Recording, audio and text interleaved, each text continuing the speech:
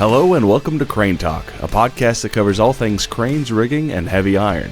My name is Isaac Smith, and today I'm joined virtually by three experts in the field, Ron Thompson, Gene Greiner, and Jason Baynard. Gentlemen, welcome to the show. Thanks for having me. Good to see you guys. Thank you, Sir Isaac. Great seeing you guys. Jason, let's get in a little bit about how how'd you get into this gig, man? Being an underwriter for a really high hazard exposure basis out there, crane and rigging, heavy haul, I think steel erection, to name a couple. Tell us how, when you got out of school, what led you to where you are today? So coming out of school, I actually hooked up with Chubb. I'm a Chubb product. Proud to say I'm a Chubb product. Was able to get into their underwriter trainee program coming out of Clark, Atlanta. During that time, I was actually a public relations major with a minor in business. And so perfect for the insurance industry, right? I was actually thinking about this the other day. So many of these younger entrants into the marketplace now are actually coming in with risk management degrees, whereas it took a little bit of convincing on the insurance industry for me to jump into it. I've actually had ran some businesses throughout college to kind of support my way through. And during that time, I was responsible for procuring the insurance, and that's where my interest kind of poked up, right? In terms of dealing with agents and underwriters, right? All of that was eye-opening. And so once I was approached by a company like Chubb, I figured it would be a good place for me to get in and kind of cut my teeth a bit there. Throughout my time at Chubb, I actually started out in the oil patch, moved out to Dallas, Texas, which I think the two of you are familiar with, working with oil lease operators, right? And their associated exposures, primarily on a casualty basis. And what really excited me about that time, Ron, is that it was specialized, right? Energy was something I did not come in knowing anything about growing up, and what an opportunity to get my feet wet in something that's so valuable economically to the United States. I thought, what a great opportunity. And so I was fortunate I was able to end up at Chubb. Fast forward, my career led me into inland marine, which can cover over 140 classes of business. A lot of those are handled in the surplus line space. And I've just been able, through a network of really good people, been able to build a career around heavy iron, as you described, supporting all aspects of that heavy iron industry, whether it's on the casualty front, as well as on the inland marine from a first party. So don't sell yourself that short, speaking strictly about inland marine. Jason was involved in underwriting 4 major classes of insurance: workers' comp, general liability, automobile liability, the crane locomotion liability, and then also the inland marine, which is physical damage coverage for cranes. And when you underwrite a crane account on the inland marine side, you could have an $8 or $9 or $10 million valued crane. And then you got where rubber meets the road. That's where all the activity is. That's the locomotion for the mobile cranes and also for the tractors and pickup trucks. So Jason had the pleasure of underwriting all 4 major lines of insurance in such a specialized industry, and the nuances and coverages is so unique with heavy iron compared to other classes of business I've been around. So let's talk about the current market. Everybody's talking about, what's happening with the insurance rates, and we're in a hard cycle, and we keep getting rate increases. And we've talked on this podcast quite a bit about what's causing this really tight market environment. What are you seeing, and what are your expectations about what the market can look like maybe a year or two down the road? In my mind, I compartmentalize those conversations, right? And just as you outlined, right, we're talking about a couple of different lines of business here, because it is material when we talk about where we're at in the market cycle. So you have your first party exposures, which are going to be more the equipment our insureds own. We're talking cranes, we're talking dozers, we're talking excavators, we're talking any contractor's equipment in the space that is tangible. As of today, in my opinion, that part of the marketplace is actually pretty soft, meaning capacity is readily available. I was just at a couple of industry conferences over the last couple of weeks. From an insurance carrier perspective, there is a high interest in insuring first party exposures. And you may ask why, right? What does that even mean to me if I'm if I'm the business owner of a crane company? Well, when it comes to predicting losses, it's much easier to quantify what that 60-ton crane is that you have in your fleet should that thing catch fire or turn over versus a third-party loss, which is going to be your general liability, your auto liability, which tends to have longer tails. That's a little bit more unpredictable. And I know, Ron, you and I chat offline oftentimes around tort reform and plaintiff attorneys scenarios, situations that are currently going on throughout the country. First party exposures are a lot more attractive from an insurance perspective because, again, you can kind of easily quantify what that loss can be. So even from an actuarial standpoint, you're able to set up models that can predict profitability versus third party, especially in this space, which can bring on some severity, as you and I both know, can be a little bit more unpredictable. So to answer your question, I think that third party liability, I think there's a vacuum on capacity right now. I think that the industry is turning over a bit in terms of talent on the program MGA side as well as the carrier side. There's some real struggle and pain from what I'm hearing in terms of accessing high limits, accessing quality paper, accessing insurance carriers that have the claims acumen to walk a company through some potential tough times on the liability side. And again, to contrast that with the first party side, I think that there's a lot more capacity, availability to insure that crane that you may be looking to purchase, depending on the value, because as you alluded to, the values are going up. And I will say, as an underwriter, trying to predict pricing strategy, deductible strategy, risk alignment to make a profit for our company and best protect our insureds, it can be challenging, but I think there's a little bit more capacity in that regard. When Jason talks about first party, third party is stuff you can't get sued on. You know, it's insuring your equipment or your buildings. Third party is coverages that you can be sued on. Third party would be general liability, auto liability, umbrella liability. And so when he talks about tail coverage, the stuff you can be sued on is hard to predict. And so the tail means it could be 3, 4, 5 years before you know the finality of that claim. On a first party, you're going to pretty much know real time of what that loss is, because if you damage a crane, you get an appraisal. It's this amount, you know. So the carriers want to follow that first party, a lot of capacity, instead of the third party with the uncertainty on the tail, which might be 3, 5, 7 years down the road. We understand third party, the liability part, Jason, is still a very tight marketplace with capacity being restricted. What do you think is going to take to maybe alleviate some of that hardness in that third party liability market? I think there's a couple of things at play here. I think in macro, and I'll kind of drill down from this point here, you as an insured or as a customer, if you're in the crane and rigging, the heavy iron business, you've got to care. I will say, as an underwriter, we spend all of our days, every day, day in and day out, trying to separate the intentionally good from the accidental lucky, right? You know, we're all purchasers of insurance.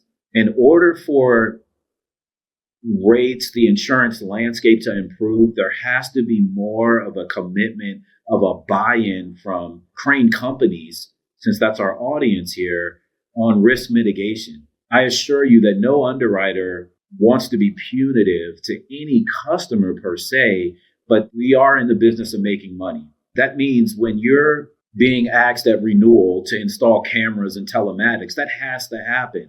That's not an optional thing. And the real reason behind that is because all insurance carriers and underwriters, they want to create certainty, right? We just talked about the uncertainty when it comes to liability lines of business. We just want to be able to know, is it our fault or not? And to be able to quickly settle those losses and move on, ideally, right? If we are at fault, let us make the affected parties whole. Let's shut down the case and move on to the next. But it's that gray area where Plaintiff attorneys, other interested parties are allowed to come in and create a space where uncertainty lies. And that's where you start to see verdicts run up or claims just start to spiral out of control. Having insureds that have effective risk management teams on staff, and these are for the guys that are of some scale and can set up to do so, is so pivotal in setting the landscape for the entire industry. We're seeing these verdicts on the casualty side blow up through the excess. I mean, we're seeing some really gnarly experience here. And fundamentally, Ron, and Gene, that just comes from plaintiff attorneys being able to present a at-fault party as they don't care. They're harmful to the public. You don't train your guys. You don't have any governors on your unit. Those sorts of things matter so much. You have to care. And if you're interested in mitigating your insurance exposure, you have to do it with an underlying delicacy and consideration of risk management exposures. It's so fundamental. It just can't be ignored. Are you seeing your insureds, ones that you currently have as accounts, are they putting more money, more resource into cameras, telematics, more resource into tools to mitigate losses? Because before the tight market, hard market, safety was practice. But now I'm seeing the amount of resources flowing in to the mitigation, risk management stuff that they're using is crazy. They're spending a lot of money. Yeah, as they should, right? And I know, again, I'm saying that from the position as an underwriter, and I recognize that margins are getting tighter and tighter, right, as things develop. But you have to take those sort of actions proactively. I will say, as an underwriter, I'm looking for the guys that are intentionally good, right? Especially within this space. And Gene, you know this, right? These guys, what makes this class so unique and an optimal program business, in my opinion, is that even the best of insureds, and I know the good ones out there, I've been underwriting this book for over a decade, they can still have losses. And that's the challenge, right? But ultimately, once that loss happens, plaintiff attorneys coming in to audit, they're going to pull out all of your records. They're going to look at your safety program and your structure. It's only then will you be validated in terms of what you're actually doing so that your actual insurance carrier can set up an appropriate defense. Again, so when we are at a renewal, we are in macro, we're attempting to separate the intentionally good. I got the cameras. I got the risk management team. I got the training lined up for my employees. I don't just stick young drivers behind the seat. I've got a mentor program. I'm documenting all of these things. I got a post-accident program. I've got cameras that run up and down the sides of my crane that can just help tell the story as far as what happened. There's some telematic companies that even will do infrared technology on your drivers just to make sure that they're of sound mind and health before an accident, right? All of these things are going to lead to a better risk. And ultimately, as an underwriter, our job is to evaluate risk and then subsequently price and place terms and conditions on exposures to make our supporting facilities a profit. I like the word intentionally good. A lot of our podcast content has been surrounding, different strategies that we see plaintiff counsel utilize surrounding the nuclear and thermonuclear verdicts. And we just saw another one a week ago here in Texas. And going back to your capacity comment, which I think capacity is driven by uncertainty, right? And so there's only so much out there that the market can access at reasonable premiums. And so the being intentionally good, standing out from the crowd, at least can benefit you more than, other companies that are like kind. I know there's geographical components. Different states are more favorable than other states and these types of things, but just like on a macro level in this hard market, being intentionally, consciously committed to safe operations is I mean, that's huge. I think that's absolutely the name of the game.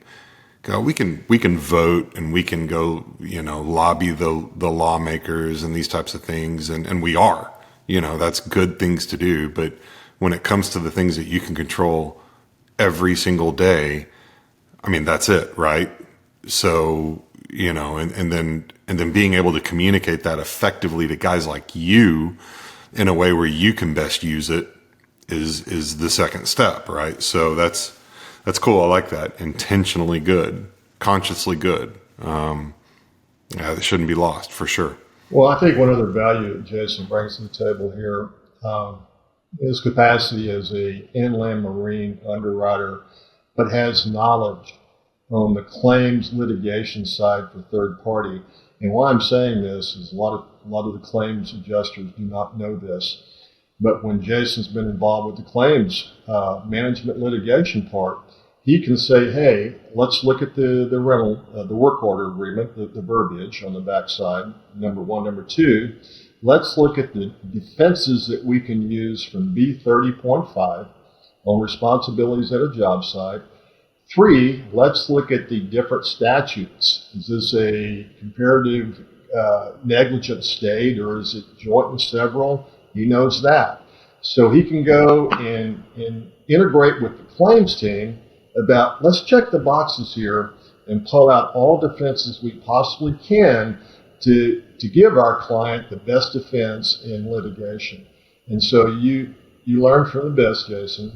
Billy Smith, I go ahead and say his name again, taught us, time in and time out, let's look at every possible defense mechanism we can to mitigate that litigation, that claim ended up being big over here, but we use defenses, we can get it down over here, and including the borrowed servant doctrine, which we've talked about here. So he brings a lot more to the table than just being, the underwriter for inland marine. He can get into the claims and they can communicate and discuss strategies. So it's a valuable asset. And I know what your bio is, and that's great training over there.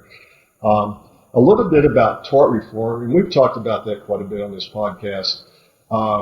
Georgia was a judicial hellhole. Now, I think the governor came in and has presented a couple of different bills to maybe reduce the plaintiff lawyer involvement. And I think one of them is, are they addressing any of this third-party litigation funding that you know of about lawyers getting funded by private equity groups? Yeah. There's definitely a handful of states, primarily here in the South, right, that are taking proactive measures against the current legal environment. I guess is probably the most politically correct way to state that in the moment. There's just a lot of unethical things going on. I think in macro, the real exciting point is that we are starting to see these states, Florida, Georgia, Texas, start to take on some action, right? I think it's a long time coming, and it's needed. If anything, it's 20 years needed, right? If the way the plaintiff environment is, as you just alluded to, Ron, some of these, there's external, not even necessarily United States based funding that's going on for some of these claims, where they're essentially financing plaintiff attorneys in certain cases to go after insurance companies, and which ultimately affect the crane company themselves. And so it just creates a space that's highly unethical. And I'm glad to see some action is being taken.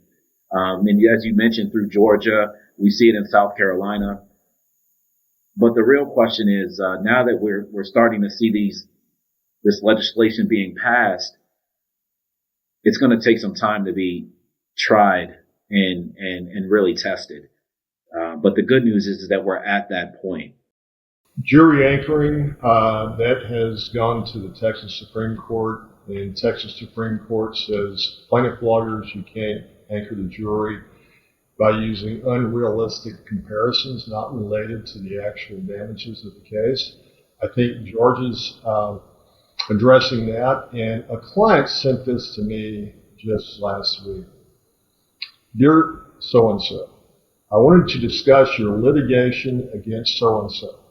I'm with Legalist, a litigation finance company that invests in legal claims and takes the burden of legal expenses and other costs off the plaintiffs like yourself. So that is a case runner that's referring cases over to plaintiff lawyers. In Texas, there's a disciplinary rule in Texas that says you cannot do that, but it's not policed. It's accepting referrals for certain referral services is against the statute in Texas. But here's one I just got that they're soliciting services to case run back to plaintiff lawyers, and also we can arrange third-party litigation funding. So I think that has to somehow be addressed in courts, and I see 4 or 5 states. I think you sent me an article, Jason, about 4 or 5 states that are addressing tort reform, and a lot of them are in the Southeast. Georgia, I think, is making progress. Florida, Texas, and Louisiana's on there. But it has to start there, man, to maybe give our clients a chance to fight back in the court. Yeah, completely agree. And unfortunately, the plaintiff side has got such a head start in the race. It's, I was thinking, if you think about running a 400-meter race, I mean, they're almost at the finish line, and it seems like a lot of the judicial side, the defense side is just getting started as the gun just went off, right? And that's kind of where we're at. And so I hate to paint such a gloom and doom, but I think even going back to Gene, what you were saying with the nuclear verdict that spiked up in the crane industry in the last couple of weeks here, it affects everybody. And unfortunately, with the crane group, every claim like that is going to affect everybody in the space. And ultimately, I recognize insurance shows up as an expense item on most balance sheets, but ultimately, aligning yourself with markets that really are taking above and beyond approach on understanding your risk is going to be, it's highly important. And what that really means to your bottom line is it's not going to be the cheapest. It's not going to be the cutthroat cut rate insurance company, right? That's not going to work. Take that approach if you want to. What you're going to ultimately end up with is a potential nuclear verdict, right? Because you won't have the right defense attorneys in place. You won't have the right claim staff in place that can respond quickly. All of that stuff matters. And so if you're one of those insureds that is on here because, and I use the term insureds, if you're in the crane business, right, and you're looking for a way to get a peek into what is really behind those insurance numbers, somebody that works on this stuff every single day. Again, we just want to see, what are you doing to separate yourself from the rest of your peers? Because again, we just saw the verdict of just under $700 million. As an underwriter, how do you even deal with that? And I assure you, some of the answers look like we're just getting out of the business. We're not writing this anymore, right? And that's the worst case scenario, right? And so it's almost the burden goes right back to the crane customer. I would almost be, to go old school with it, develop a pamphlet, a book of your safety, of your training, documenting everything that you're doing proactively. Present it at renewal, at your insurance renewal, so that your underwriter could, again, hey, look, this is what these guys are doing. Here's their contact. I can set up a call as a retail agent. If you want to talk with them, you've got to demonstrate that you're doing something different from everybody else. If not, you're going to get everybody else treatment. Yeah, you're right. Those claims, they do affect, everyone as a whole, as a unit, because, that's the other thing about this space too that I like, by the way, is, the people that work in this every day, everybody's like, as far as a claim goes, like, people get it. Like, they're gonna happen. It's not like, oh my gosh, you actually had a claim. Like, people are pretty sober about the fact that we work in a dangerous environment, and there are going to be claims without question. It's just when and how can we best mitigate the size of it from getting out of control, And so when you have rational, reasonable people that are saying, yeah, this is a product you will use. We know you're going to have to use this product, this claim, this insurance policy. But what we're betting on is that you're stepping into the batter's box and you're swinging with everything you got on doing your part too. I think that's how I think about it anyway. I agree. I think, Jason, also when you say document, have the clients, insureds, crane companies, send all documentation and training back to their agent who can give it to the underwriter. Because if you have not a great CSA CAB score, you can get out there and tell the client, hire a state trooper on the weekend, go out there and do level 2 training, and they'll go out there. That's part of their part-time work, and they'll do a mock, inspection. And we've done that for clients. They go, man, this is super. We didn't know this is what we need to do to take care of our brakes, windshield wipers, whatever it may be. So we send that documentation back to the underwriter, and they're going, this is great because CSA score, CAB score was not great. And this shows their intention to get that score back, within normalcy. The underwriters just want to make sure that the company owners, that their give a damn isn't broken, right? There you go. I need your give a damn to work. Right. That's it. Intentionally good. I mean, ultimately, and even, I recognize you guys have a audience that includes insurance agents and brokers as well. The submission, quality of submission, making sure that we have line of sight on that stuff. Tell the story, especially at all sizes, all revenue sizes, right? Whether it's your small 2 or 3 crane operator account that's pulling in $1.5 million or $1 million or $500,000 a year, all the way up to the big boys. We just want to understand what that culture looks like. Some of them they just don't care, and they make a conscious decision to premium their way out of anything, right? If we'll just pay more in insurance and we just chalk it up to that. Any underwriter worth his salt would run away from something like that. Or maybe not. I think there's a price for everything. I do believe that. But you're going to pay for it, right? Again, quality of submission, being able to tell that story. We've got some wicked talented producers over here at AmWINS that really know the space, that know how to put together a quality submission. Because ultimately, again, the constant probe here, fellas, is trying to separate who's doing it right, at least trying, versus the guys that really don't care. And we're also seeing, Jason, higher deductibles, higher attachment points, because the old days where it's a $10,000, $25,000 deductible, they're pretty much gone. We're seeing some really high deductibles and self-insured retentions. Yeah. A lot bigger in today's market than we have historically. So it's telling the clients, the insureds, the heavy iron people, you got to have more skin in the game to participate.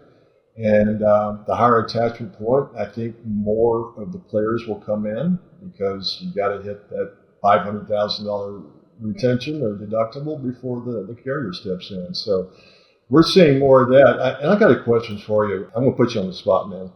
What is the toughest and most rewarding part of your job? It's ironic you asked that question, right? Because obviously we're in the business of supporting the guys that build America, right? They build, whether it's tower cranes or whether it's mobile cranes, and in our space, I'm proud to be a supporter of this industry. And so with that said, we build in our own way on the insurance side, right? And what does that look like? It looks like relationships with multiple carriers. Just to take a moment to distinguish, I am on the program side. the idea behind a program is that regardless of who the paper is, we're able to fill capacity needs from a limit standpoint for a particular customer, whether it be on their first party equipment or ultimately their third party liability. We're able to create solutions to do that. So that right there, Ron, being able to build out programs that support such a unique industry for both the casualty as well as the inland marine space, that right there is the most rewarding piece, to see it all come together. Is there any more heavy iron underwriters coming out of Clark, Atlanta? Oh, yeah, absolutely. Joining my current organization, I'm seeing a lot of young talent. Gene, I'm sure you're there. Ron, I don't know when it hit from you, but that switch when you go from student to teacher, it happens so quick, man.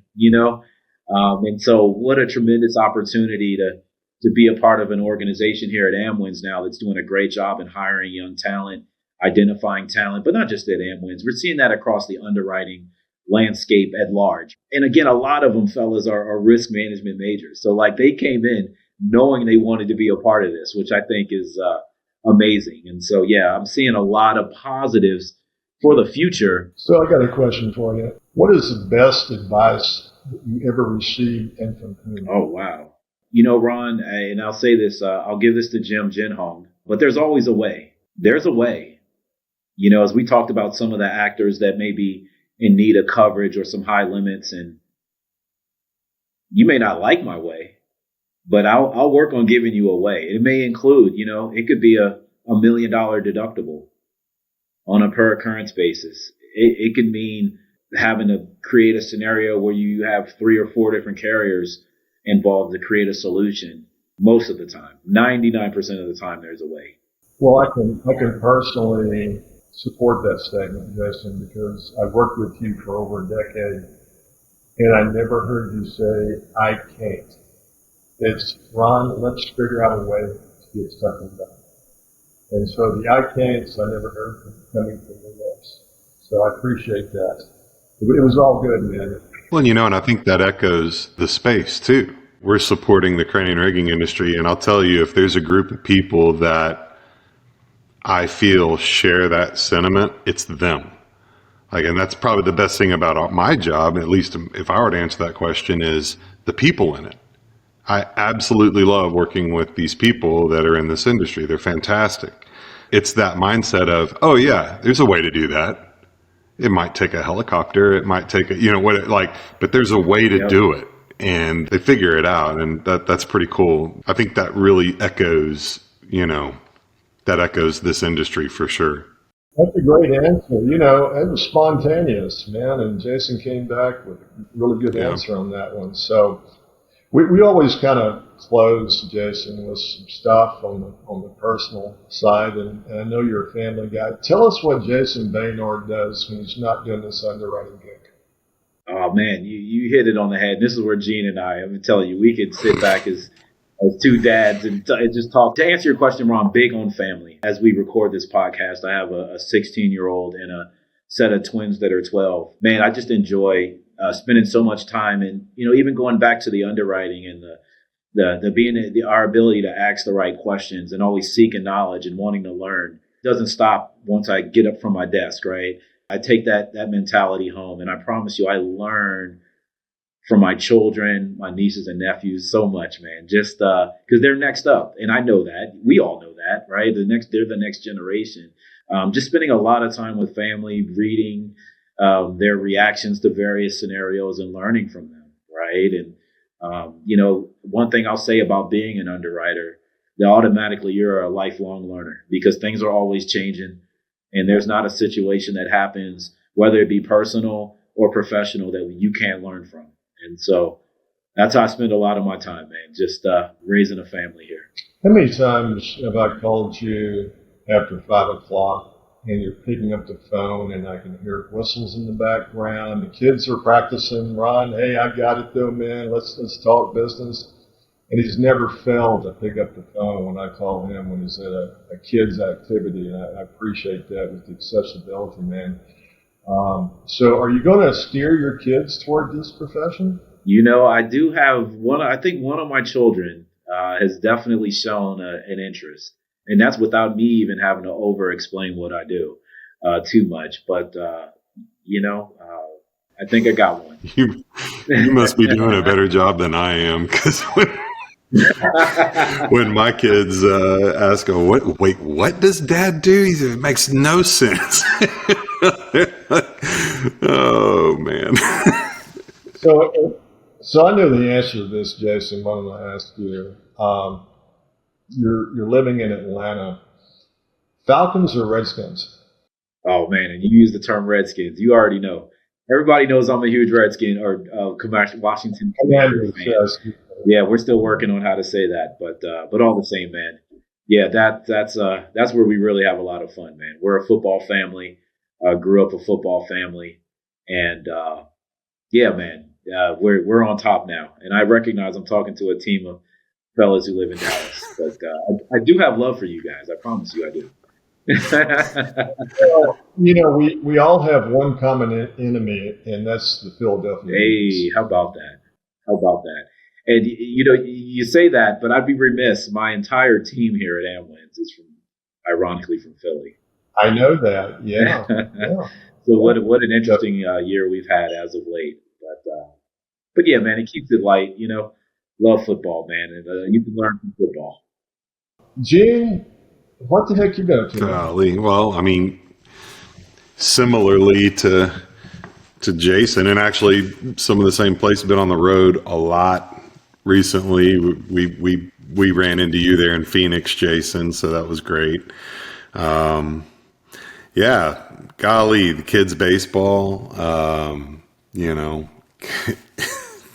it never stops, right?